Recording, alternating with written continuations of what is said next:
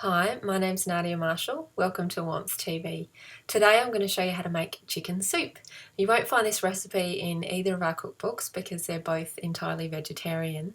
In Ayurveda they do recommend that you have a predominantly vegetarian diet because meat is quite heavy and difficult to digest, and it's also considered tamasic, which means it can have a dulling effect on the mind. So it's best not to eat a huge amount of meat, but when you do, to make it much lighter and easier to digest, it is best to prepare it as a soup.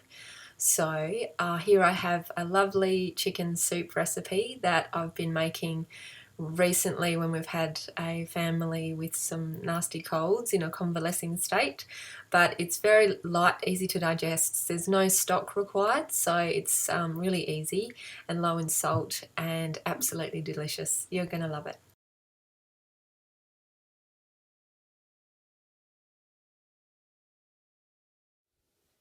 So here we have our ingredients. We've got the lemon, garlic, finely grated ginger, parsley, turmeric, masala made with cumin, coriander and fennel, onion, diced carrots, diced celery.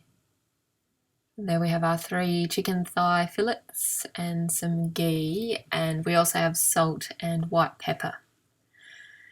Lovely colourful ingredients.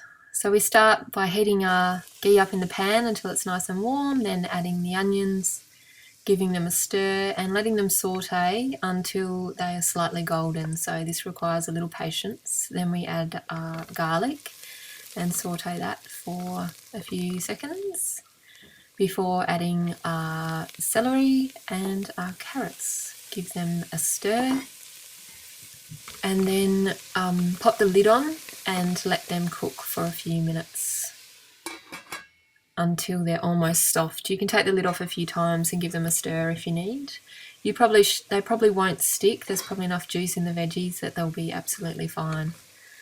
But yeah, give them a nice cook until they're almost soft. Then we're adding some more spices, the turmeric, the coriander, cumin and fennel mixture, and grated ginger. So we fry that off just for a short time. Then we can add our water, so adding about 2 litres of water to the pot, of boiling water. Make sure it's boiling so you don't slow down the cooking process. Then get it to a nice sort of rolling boil and cook it again for a few minutes just to cook the veggies a little bit further and have the spices infuse into the stock. Then we add our chicken. We're just going to poach this. So pop it all in the water and cook it for a couple of minutes until it looks like it's cooked.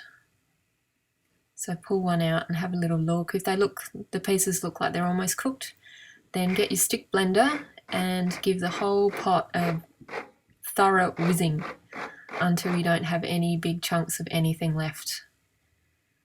And then it will look a little bit like this. And then finally, final touches, so we're just adding some salt and some pepper, the parsley and the lemon juice. So the chicken is continuing to cook when it's whizzed up, so you don't have to worry too much about how cooked through it is when you're poaching it, because all the tiny little bits will cook completely by the time you're done. So give it a nice stir. You can let it sit for a couple of minutes before you serve it up. And when you serve it, you might need to add a little bit more salt and maybe another squeeze of lemon, and it will look a little bit like this. Absolutely super duper yummy and light. Enjoy.